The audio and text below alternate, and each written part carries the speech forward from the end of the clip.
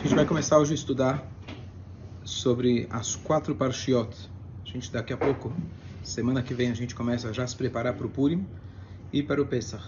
Então vou começar a falar sobre o Shabbat da semana que vem, que tem bastante halachot para estudar sobre Purim e sobre Pesach. E para não ficar pesado, eu tentei dar uma pesquisada, não só nas halachot, mas um significado de cada uma dessas halachot, que a gente já pode aplicar não apenas em termos práticos, mas em termos literais, mas também em termos mais abrangentes da nossa vida. Do que eu estou falando? Existe um título que se chama Seder Arba Parshiot, a ordem de 4 Parshiot. Não estamos falando das Parshiot que a gente lê no dia a dia, e sim Parshiot especiais, quando você tira um Sefer Torah a mais para uma leitura especial. Então a gente tem quando é o Rosh Chodesh, quando é um Hag, quando é Hanukkah, etc. Então, já a partir da semana que vem, em preparo para Purim e Pesach, é o conjunto dessas 4 Parshiot, a gente vai ter 4 semanas, a partir da semana que vem, ao longo desses 2 meses, que a gente vai tirar uma Torá a mais.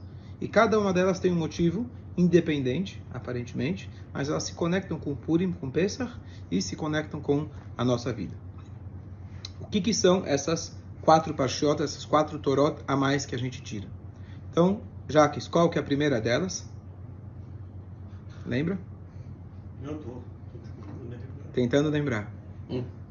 Yosef Shai, lembra? Pode pegar a cola? Até você pegar a corda eu já falei. Então vamos lá. A primeira dessas 4 Parshiot vai ser semana que vem. No sábado que vem, a gente vai tirar, além da Parashat, o que quer dizer Shkalim? Shekel. Shekel, até hoje é usado em Israel. O valor, antigamente, era outro. Mas a gente faz essa leitura, onde a gente lê na Torá que o povo de Israel teve que dar o meio shekel. O que é o meio shekel?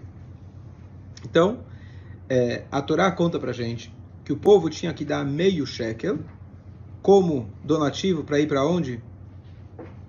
O que eles usavam, esse meio shekel? Para que eles usavam? Para o Mishkan. Para o Mishkan. Isso garantia a manutenção do serviço diário do Mishkan. Todo dia tinha lá sacrifícios, as pessoas tinham que participar. Então era uma sinagoga para o povo inteiro. Então você conseguia, com meio shekel por ano, você resolvia o problema. Como no Galut você tem uma sinagoga a cada esquina,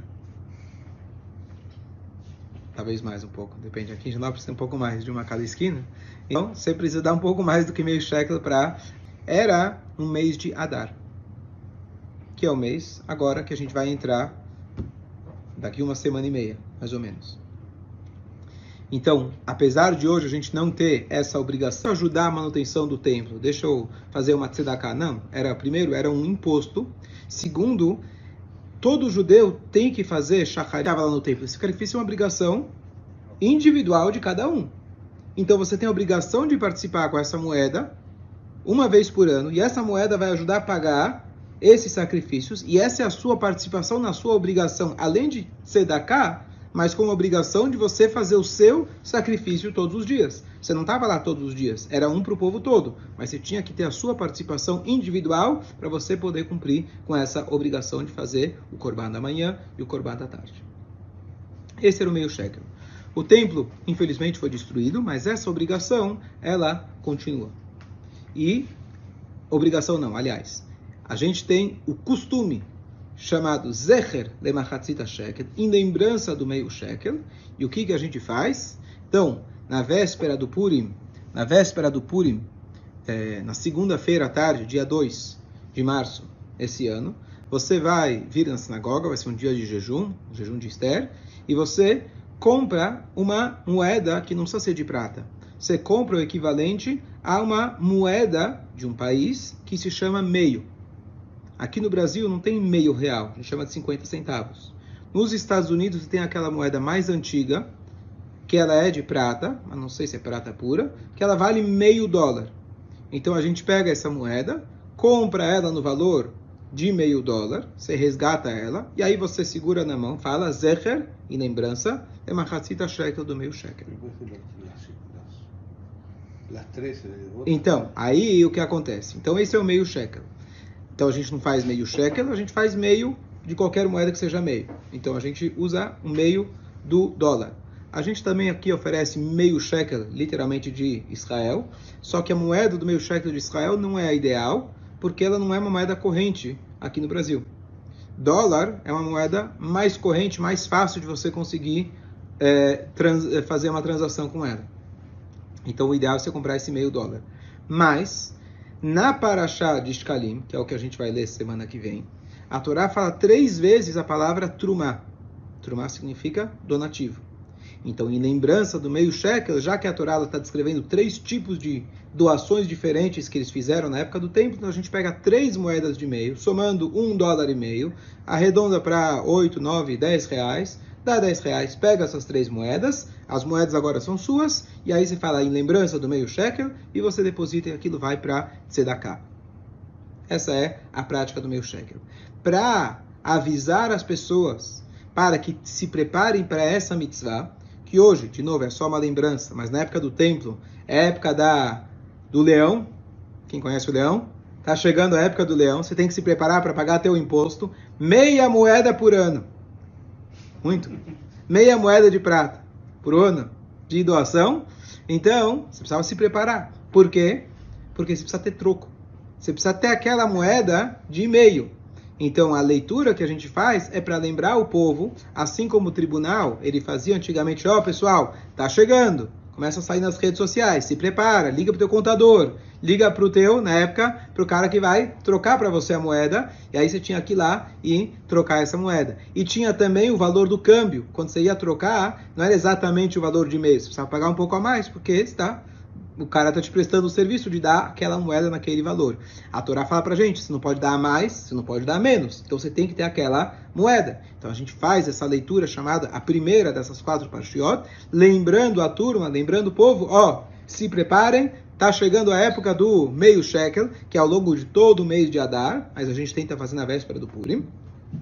E aí, para você, na época como obrigação, hoje apenas como lembrança, essa é a Torá a mais que a gente lê, essa Parashá a mais que a gente lê, então você sai com 2 Torot, uma da Parashá da semana, outra a Parashá especial, que é lida em Kitissá, e aí a gente se lembra dessa mitzvah, e essa é a primeira das 4 Parshiot. Dúvidas? As moedas. A gente tem aqui também as moedas. Tem gente, Sfaradim em especial, tem o costume de tentar comprar a moeda, o valor da moeda do meio shekel original. Então se faz o valor da prata, se calcula quanto que era esse shekel no templo.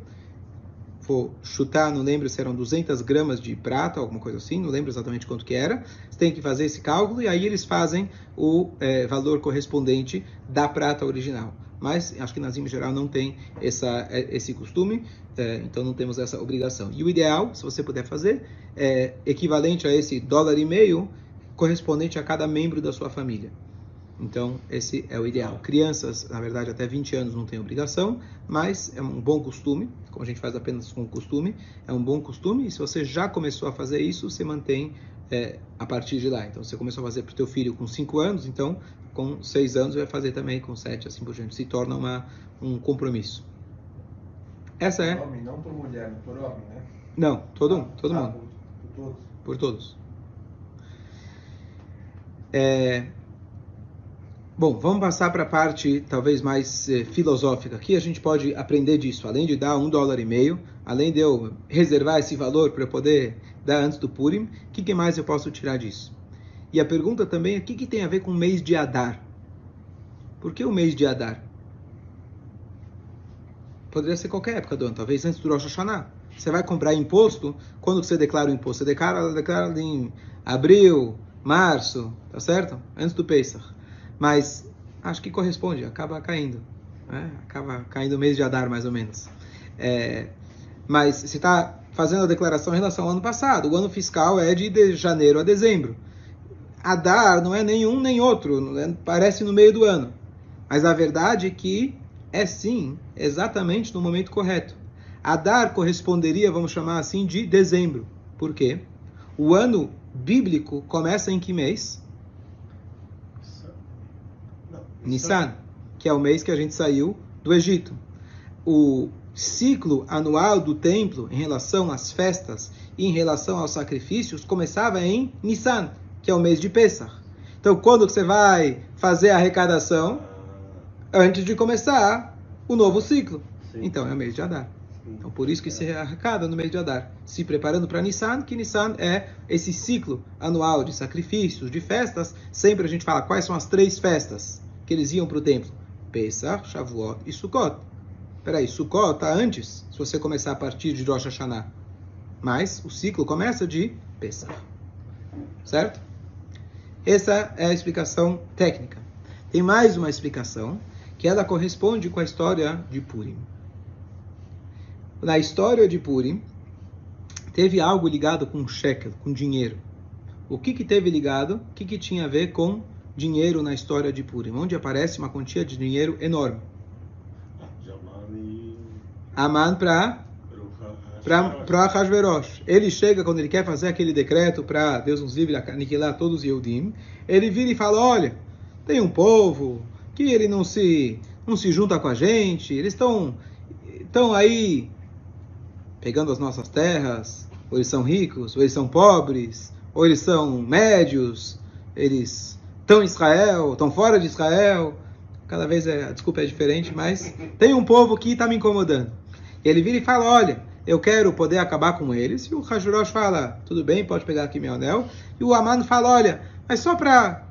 eu vou deixar aqui um troco de 10.000 Aseret Alafim Kikar Kesef. 10.000 Kikar de Kesef. Kikar Kesef seria uma quantia de, provavelmente, não sei o cálculo exato, mas de toneladas de prata. Eu vou deixar aqui só um troquinho para você por essa gentileza sua de me emprestar o seu anel para eu poder selar esse decreto contra esse povo que está me atrapalhando. Então ele gastou 10.000 shekel, 10.000 kikar de kesef. Bom, até aí ele estava querendo investir para Lo Aleinu acabar com a gente. Só que, se a gente lê a história de Purim, Haman, ele era astrólogo, bruxo, ele conhecia as forças da natureza. Tanto é que, qual é o nome da festa? Purim. O que quer dizer Purim? Purim é sorteio. Sorteio. E qual que é o sorteio? Ele fez um sorteio, pegou os meses. Qual mês é o mês melhor para que dê certo o meu plano? Faz o plano, que diferença faz? O mês, o dia, a época?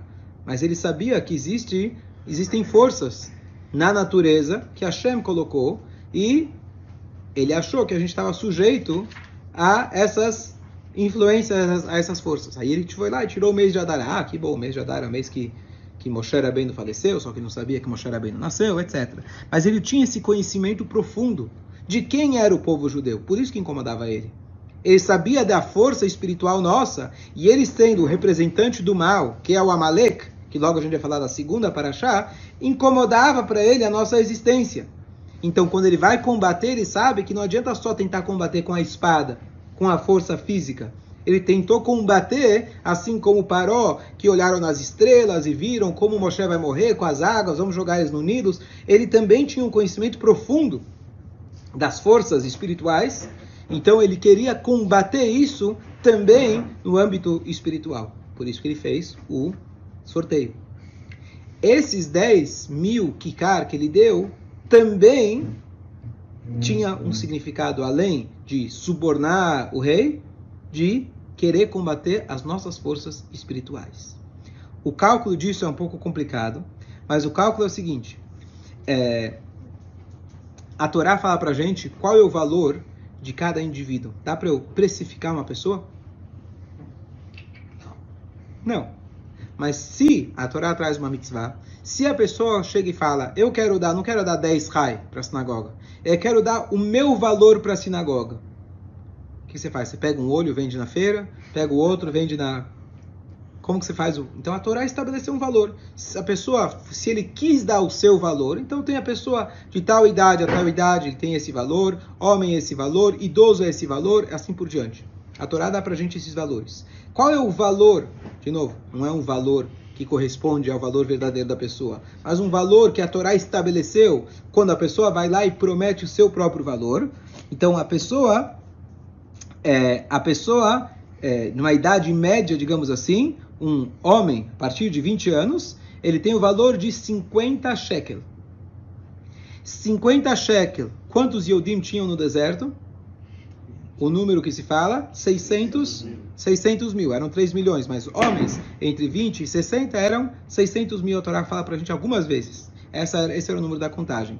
Esses 600 mil não são à toa. Esse é o número chave, digamos assim, de quantas almas mães, quantas almas originais tem no povo de Israel. Então, tanto é que a gente fala que tem 600 mil letras na Torá. Não é exatamente as letras que a gente conta outras coisas, já dei shiur a respeito, mas tem 600 mil almas chaves. 600 mil vezes esses 50 shekel dá 30 milhões de shkalim. Faz a conta? Deu certo? E esses 30 milhões correspondem aos 10 mil kikar de kesef.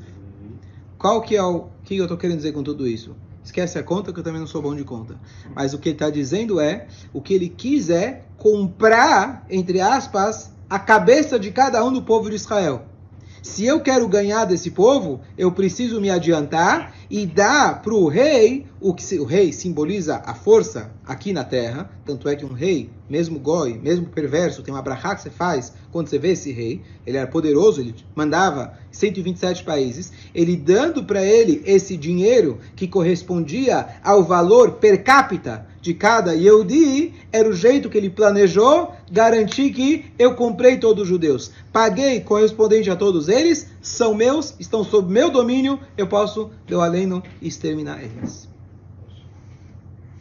O que a gente faz?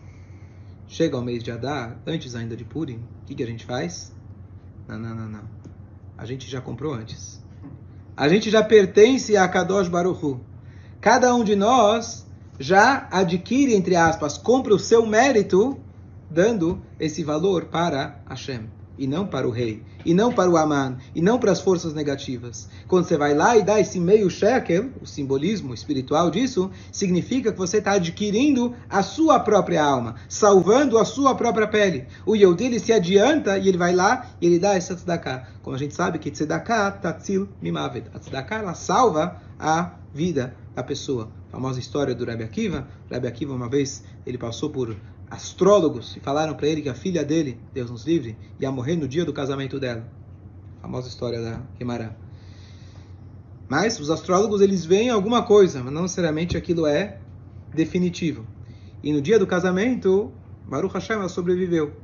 Quando foram ver, viram que no quartinho dela, quartinho de noiva, viram que ela tinha colocado o alfinete do véu dela na parede. Ela fincou na parede. E nesse alfinete que ela fincou na parede, tinha entrado na boca de uma cobra. Quando ela colocou o alfinete, sem perceber, ela colocou e matou uma cobra. E aí o Rabbi Akiva foi tentar entender o que aconteceu. Quer dizer, ele viu que aquilo que os astrólogos falaram tinha sentido, tinha base. Essa cobra venenosa iria, Deus nos livre, matá-la. E ele foi falar com ela, algum mérito você tem? Me fala o que você fez hoje de especial. E aí ela falou, não, é o casamento. Aí ela comentou que quando ela estava no casamento dela, ela estava com um prato de comida dela, aquele prato que fazem para os noivos, e o que acontece é que um pobre apareceu, que estava faminto, e ela foi lá e deu o prato dela para esse necessitado. E ele falou, agora eu já entendi. Tzedakah, ela salva a vida da pessoa. Então ela foi poupada. Então a gente vê aqui que aquilo que se vê nas estrelas, mesmo para quem conhece, não é definitivo, e a força do Yehudi de fazer uma tzedakah supera tudo isso, que foi o que aconteceu em Purim. O sorteio que ele fez, que ele achou que ele teria essa força de dominar a gente, esse sorteio, sem ele perceber, Moshe Rabbeinu também nasceu nesse dia, supera. A força do Yehudi supera. Assim como quando Avraham ele fala, mas eu vi nas estrelas que Avraham não vai ter filhos. Deus levanta ele acima das estrelas e fala, você não está sujeito, submisso às regras da natureza. Você se chama agora Avraham. E você está acima das forças físicas, as forças espirituais que influenciam aqui nesse mundo. Então, por isso, o Yehudi ele vai lá dar esse shekel, esse meio shekel, e com isso a gente garante a nossa existência. Então a mitzvah nossa, ela supera qualquer um desses cálculos daqueles que estão querendo acabar com a gente ao longo de todas as gerações. Bechol dor vador de Maleno. Então a mitzvah que a gente faz, ela já nos garante, e Hashem já colocou isso como uma prevenção para a gente, já está lá essa mitzvah, e você garante a tua vida, você garante a tua brachá para esse ano que está vindo. Então esse é o significado mais profundo dessa leitura que a gente vai ter semana que vem desse Shkalim. Não é uma coisa apenas técnica, literal, mas é a maneira da gente garantir, Bezrat Hashem, a nossa brachá de vida para o próximo ano. Vamos ver a segunda, então, dessas 4 parshiot. Zahor. Boa. Agora você já se adiantou. Já se adiantou. Eu tinha na minha classe um menino que ele fazia aula particular de Guimará. Guimará não é fácil, você precisa de um reforço. E aí, quando o professor lia uma parte da Guimará, ele fazia uma pergunta, que era a próxima pergunta da Guimará. Aí é fácil, você já estudou em casa, né? E aí fica fácil. Já vem preparado. Vem preparado. Bom, Existe faz isso, então, né? a segunda Vem pronto. parashá que a gente vai ler, a segunda parashá que a gente vai ler, pode acontecer, não é o caso desse ano, que o Shabbat, Shkalim, ele cai com, ele tem que sair, qual que é a data fixa dessa leitura? É ou o Shabbat anterior ao Rosh Chodesh Adar, ou se o próprio Shabbat cai em Rosh Chodesh, pode acontecer. Se é o próprio dia de Rosh Chodesh, cai no Shabbat, você lê essa leitura a mais. Só que aí você vai ter 3 Sifrei Torah, um pelo Shabbat, 2 pelo Rosh Chodesh e o terceiro pelo Shkalim. Não é o caso desse ano. Esse ano o Rosh Chodesh não vai cair no Shabbat, então sábado que vem a gente vai tirar 2 Torot. Agora, o Shabbat anterior a Purim, então você vê quando vai cair Purim, o Shabbat anterior a ele, a gente lê uma segunda Torá, além da Parashá, que é Parashat Zachor. Qual que é a Parashat Zachor? Então a gente pega o trecho da Torá que conta pra gente sobre a mitzvah da gente apagar o nome de Amalek. Que essa mitzvah consta na Torá 2 vezes. Uma a gente leu no final da Parashá da semana passada, em Shabbat, Beshalach, que foi quando os Amalequitas vieram e atacaram o nosso povo, foram os primeiros a nos atacar, e a Torá fala que você tem que apagar o nome de Amalek. E uma segunda vez está em Parashat Kitetse, lá em Dvarim, perto do finalzinho da Torá, e é esse trecho que a gente vai ler nesse Shabbat especial. Então você pega a segunda Torá, você gira ela lá para o final, e esse vai ser a segunda leitura. Essa segunda leitura é uma obrigação bíblica, uma obrigação da Torá de cada um vir escutar. Então, às vezes a pessoa fala, bom, eu vou sexta-noite na sinagoga. Ótimo. Sábado de manhã, você tem que se programar para o sábado anterior a Purim, que eu acho que vai ser dia 30 de fevereiro, se eu não me engano. 30 não. Não tem 30 de fevereiro? Fevereiro não, 28, 29? 28, Boa. 28. Boa. 28, só tem 28? Esse ano 28. Esse ano 28, tá, obrigado. 28 de fevereiro, eu acho que vai ser esse Shabbat. E, ou dia 1º, não, dia 2 é segunda-feira. Dia 1º, dia 1º é domingo, então 28. Então, Shabbat, dia 28, se programa para não viajar. Quer viajar no Shabbat do Carnaval? Vai, mas esse Shabbat não se viaja para um lugar onde não tenha um minyan. Você tem que estar no lugar onde você vai poder escutar essa leitura, que é uma mitzvah da Torá. A primeira que eu falei é mais uma lembrança do meio shekel, que hoje a gente não tem. É importante escutar, mas não é uma obrigação bíblica. Já a leitura de Zachor é uma obrigação da Torá de cada um vir na sinagoga e escutar no Shabbat, então, dia 28 de fevereiro. Boa. Então, a gente tem essa mitzvah e a gente lembra ela todos os dias, já como parte do texto da Tefilá, mas a obrigação de escutar é com a leitura da Torá, com o minyan. Então, inclusive, quem é sefaradi, ele tem o sotaque diferente do Ashkenazi. Um é Baruch, outro é Baruch. Então, cada um deve ir na sua sinagoga para escutar de acordo com o sotaque, que é a tradição deles. Vale se você escutou numa outra sinagoga que não seja a sua, mas o ideal é, como essa é a tua tradição, se você escutar outra tradição, pode ser que não está valendo para você. Como é algo muito sério, muito importante, então você deve escutar da maneira adequada. Tem mais uma curiosidade. Todas as Torot no mundo são iguais. certo? São 340 e tanto mil letras, todas as Torot são iguais, ao longo de todas as gerações. Então isso já, sempre uso isso como uma constatação histórica de como a Torá é autêntica, verdadeira. Você tem milhares de Torot pelo mundo ao longo de toda a história e todas são idênticas, 340 e tantas mil letras. Mas não exatamente. Tem uma letra que, para variar, tem que ter uma discussão. Existe uma palavra na Torá que é Ptsuá Daká, e a palavra Daká, Dalet, Chav, pode se escrever a última letra com Aleph ou com Rei. Então, o que acontece? Cada um tem a sua tradição. Então, algumas pessoas têm esse rigor, isso é raro de acontecer, da pessoa escutar essa leitura em duas sinagogas, a que tem a Torá com Aleph e a que tem com Rei, para garantir que ele cumpriu a mitzvah da Torá. Isso é um costume raro de acontecer, mas estou trazendo aqui mais para trazer que a Torá ela é idêntica em 340 e tantos, mas tinha que ter, claro, uma discussão. Então, tem uma discussão que cada um tem a sua tradição, se é com Aleph ou com Rei.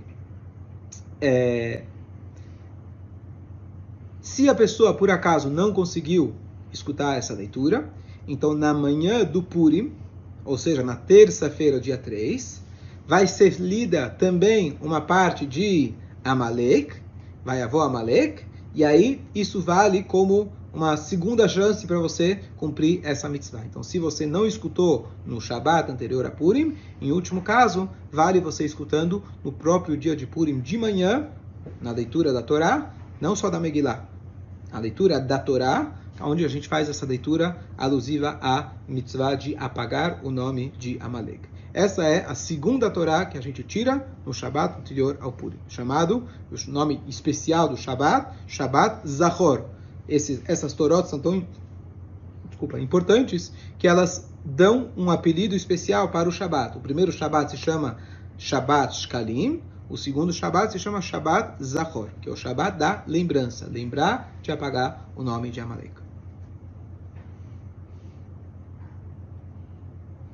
Qual que é a lição para a gente? O que a gente pode falar a respeito do Amalek? O Amalek tem muita coisa que a gente pode falar a respeito. Primeiro que Aman era descendente de Amalek. E aí está a ligação com essa época do ano. Era a época onde Amalek, um descendente de Amalek, ele quis acabar com todo o nosso povo. Então condiz 100% com essa época do ano, logo antes de Purim. Tem tudo a ver. O que o Amalek diz para a gente hoje em dia? Então, além dos descendentes de Amalek, os netos espirituais do Amalek, são todos aqueles que nos odeiam, que querem acabar com a gente. Amalek tinha um ódio por nós. Qual que era o motivo do ódio deles? Ódio, certo? Porque a gente não estava, inclusive, indo em direção à terra deles. Inclusive, eles eram nômades, não tem uma terra específica desse Amalek. Então, eles vieram até o povo judeu no deserto. A gente estava lá, indo para Israel. Se você viesse na ofensiva, você está vindo para Canaã, então vamos aqui se proteger. Faz sentido, você está protegendo o teu território. Mas aqui não, eles não tinham nada a ver. E eles vieram para atacar o povo de Israel, comparado com o shiur que eu dei semana passada, da banheira. Quando você tem aquela banheira muito quente, o primeiro a pular vai se queimar, mas ele vai esfriar para os outros. O Amalek queria mostrar para o povo, para os outros povos, aliás, que estavam morrendo de medo do povo de Israel, não é bem assim. A gente vai lá e ataca. A gente se queimou, mas o próximo, quem sabe, vai conseguir um pouco mais. Então esse é o povo de Amalek. Amalek tem vários sentidos mais amplos, mas vou falar dois deles. O primeiro é que ele vem te esfriar. Um exemplo dessa banheira, ele vem te esfriar. O que quer dizer esfriar uma pessoa? A pessoa se torna cínica e cética. As pessoas às vezes são céticas e cínicas, é uma maneira da pessoa se proteger das emoções. A pessoa não quer se envolver emocionalmente, então ele se torna cético, se torna cínico. E a tendência, às vezes, conforme os anos vão passando, a gente se tornar mais cínico. Você acredita menos nas pessoas, você bota menos confiança nas coisas, e você se torna cínico. Esse cinismo não cabe dentro do nosso serviço de Hashem. Amalek tem o valor numérico de safek, dúvida. É aquele que te coloca uma dúvida. Quem disse que é assim? Quem disse que é exatamente assim? O que significa isso? O povo estava vindo de Israel, saindo com toda aquela pompa, saímos, atravessamos o mar, acabamos com Paró, estamos com tudo. Significa um Yehudi que ele está empolgado. Yehudi que ele está servindo a Deus. Estamos indo para o Sinai, nos livramos dos nossos inimigos. A pessoa está lá no alto, está feliz, está contente, ela está com vigor. E é assim que um Yehudi tem que servir a Deus, com alegria, com empolgação. Não, pega leve. Você pode rezar, mas não precisa ficar se balançando na hora de rezar, achando que você já é Moshe Rabbeinu. Fica tranquilo, você pode ir lá rezar sem toda essa história. Não precisa ser tão fanático assim. Será que existe Deus mesmo ou é uma história só? Será que essa história de Mitzrayim é bonita a história? Mas será que existiu mesmo? Será que essa história que Deus existe, a Torá é verdade mesmo? Esse cinismo, essa dúvida, aquela coisa. Não falei que não. Mas sabe quando a Torá fala pra gente, você não pode suspeitar de alguém. Eu não estou falando que foi fulano que roubou, mas olha, talvez foi. Já te muda completamente a maneira que você enxerga aquela pessoa. Não, eu não falei que foi. Só falei, levantei a dúvida. Essa dúvida, ela às vezes destrói toda a nossa empolgação. E a pessoa pensa que ela está sendo intelectual, inteligente, analítica. Mas isso nada mais é que uma fuga da experiência humana que faz parte. Que nada na sua vida você decide apenas intelectualmente. Eu sou um cara intelectual. Não. As suas emoções manipulam a tua lógica e você acha que você é um cara intelectual. Você não quer prestar contas para Deus, para os teus pais, para qualquer outra pessoa.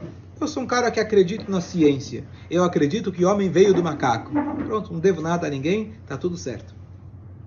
Na maioria das vezes, isso é a tua maneira que você se convence pela sua comodidade e você usa como uma proteção a sua lógica. Isso a gente vê muito claro hoje nesse polarismo. As pessoas estão nos extremos e a pessoa usa todo tipo de argumento. Eu tenho mais um monte de argumento para te mostrar dos outros vídeos do outro lado, se você é de um partido ou do outro, que vão te convencer tanto quanto e te mostrar com todos os números e lógicas que o outro lado tem razão. Do que depende? Não da lógica. Depende de quem você, por algum motivo, está convencido da tua convivência, daquilo que você está já convencido, aí você usa os argumentos. Na Torá, esse envolvimento emocional, ele é essencial para o Yehudi. A gente tem que se envolver com as mitzvot, a gente tem que amar as mitzvot. Esse calor pelas mitzvot, ele é essencial. E o Amalek é aquela dúvida que ele coloca na tua cabeça, ele já te dá uma esfriada. E apagar a memória do Amalek é isso. A gente conseguir erradicar essa frieza. Às vezes essa frieza a gente tem para assuntos espirituais. E para assuntos mundanos, quando você me fala do jogo do meu time, opa, vou levantar, vou brigar, vou argumentar. A Torá, tem rabino que fala que pode, tem rabino que fala que não pode. Para mim tanto faz. É uma coisa totalmente irrelevante, fria, indiferença. Essa indiferença é porque o Amalek não está permitindo você se conectar com a tua essência. Então não vai dizer que você não tem emoção. Você é um cara analítico. Depende do qual que é o tema. Depende do tema. Quando chega em temas espirituais, e às vezes até os termos pesados que eles usam, essa era a empolgação deles. Essa era a vida deles. Para mim isso é relevante. As outras questões, vou comer, não vou comer, onde vão viajar, para onde ir. Essas coisas são irrelevantes. Imagina a gente conseguir levar uma vida desse tipo. Eu brigo por alguma coisa que realmente vai mudar na minha vida espiritual. As coisas mundanas, a esposa quer comprar esse carro, outro carro, isso é besteira. 1 milhão, devendo 1 milhão. São coisas irrelevantes, não é? Sabe por que não? Sabe por que não? Porque o dinheiro do Yehudi, ele é kadosh, ele é sagrado. Porque a gente usa ele para servir a Deus. Mas eu só fui ilustrar de como aonde tem que estar a nossa empolgação. A nossa empolgação, a nossa preocupação. Pessoal, você viu o que saiu hoje nas notícias? Eu vi. Parashat Yitro. Essa é a notícia da semana. Yitro, ele veio até... povo judeu, Yitro, vai. Conta outra história. Essa aqui eu já ouvi ano passado. A Torá tem que ser enxergada cada dia como algo novo. Você vive a Torá novamente porque a Torá, a tua vida é diferente. Você tem que conseguir enxergar a Torá na sua vida. Essa deve ser a nossa empolgação. Olha lá o que aconteceu. Só que o cara está lá do outro lado do mundo. Não vai influenciar em nada na tua vida, pode ter certeza. É só empolgação, é só passatempo, é só distração. A nossa empolgação tem que estar em Hashem. Se preparando para o Purim, Essa é a maneira da gente se preparar. Na primeira semana lá, a gente vai lá dar o meio shekel, fazendo a tzedakah, se conectando e garantindo a nossa vida, a nossa brachá. Na segunda, a gente tem que erradicar o Aman que está dentro da gente. Erradicar o Amalek que está dentro da gente, que é essa dúvida, que é esse medo, que é esse cinismo, e a gente entrar na banheira quente e falar, eu estou conectado com Hashem, e eu vou entrar no Purim com toda a empolgação. Chaves. ¿Y cuándo vamos a la sinagoga grande? ¿Qué días? Vamos a estar lá embaixo. Segunda-feira,